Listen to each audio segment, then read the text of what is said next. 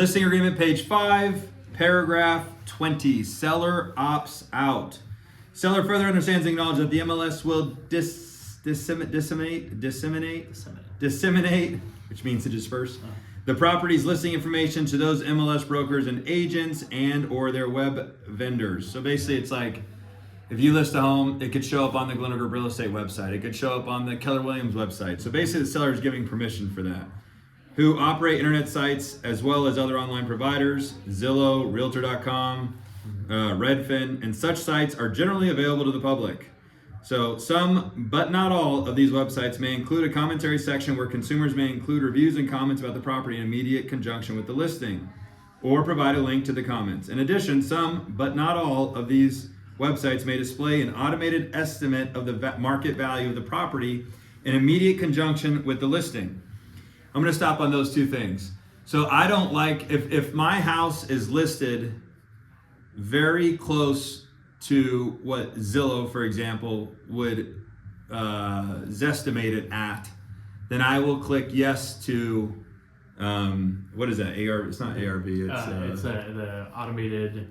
It's automated value opinion. AVM. AVM, automated value. Whatever, yeah, okay. I will click yes to that if it's priced comparable, within 15 or 20 grand.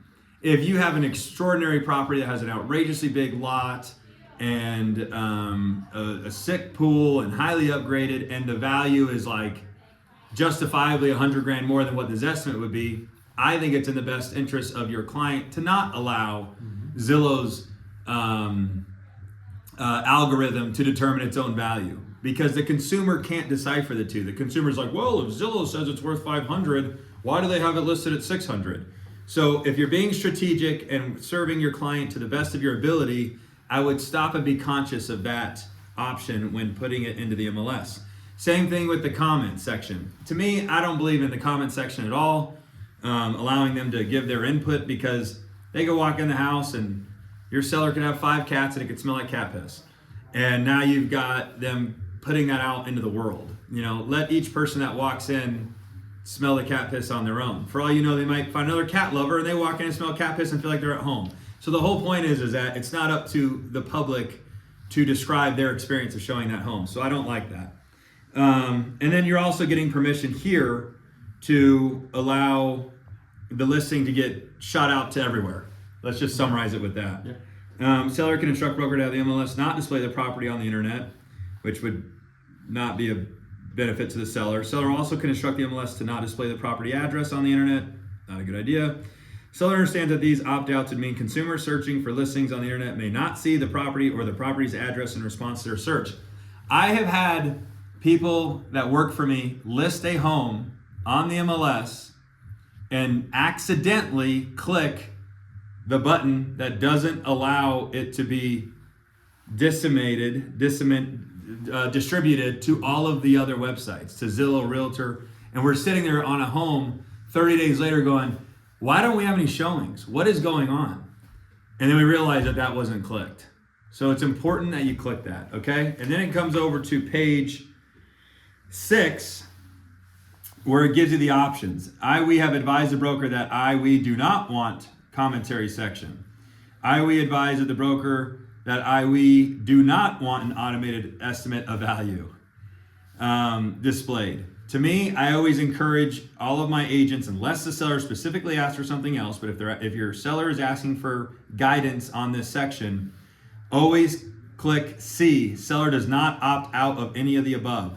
Always click C. Seller does not opt out of any of the above. So if you're struggling in this section, that is my advice.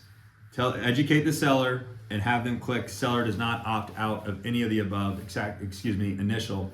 And that is line 13, box C. And I think there's something important with transaction desk, because I feel like this is entrapment, okay? So with the LVR, when you get on transaction desk and you auto-populate all the initials and the signatures, it's gonna automatically put an initial on A, B, and C. But there's a thing, it says or. You cannot have all 3 initial. If all 3 are initial, it is actually an invalid listing agreement because they did not read it properly.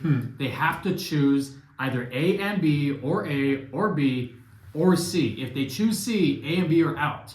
So go in and delete, right, or click on that little initial box and then click the trash button. Delete those if they're going to choose C. If you just leave it, it's an option, and at 100% of the time, your sellers will choose to initial every time because they don't know what they think they're just doing what they're meant to do. So make sure you go in and delete A and B if they are choosing C. Well said, Matt. Thank you.